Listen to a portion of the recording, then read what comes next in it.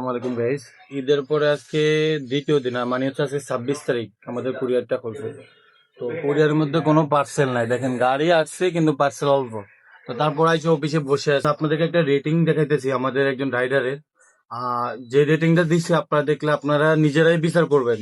এই যে মানে আপনার হচ্ছে উনি কি বলবো, এই যে মা এখানে মা বাবা আসছে কই থেকে বলেন?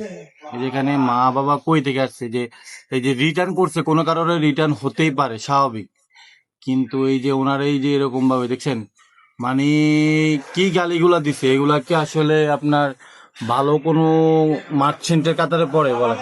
আমরা তো আপনাদের জন্য সারাদিন এত কষ্ট করি, সারাদিন এত খাড়ি। ধরেন আপনাদের 100টা পার্সেল থেকে আমরা আপনাদেরকে কম না এলো 90টা পার্সেল আপনাদের ডেলিভারি হয়। 10টা পার্সেল হয়তো ক্যান্সেল হয় অথবা কোনো রিটার্ন হয়, একটা মার্চেন্টের সাপোর্ট দিলাম।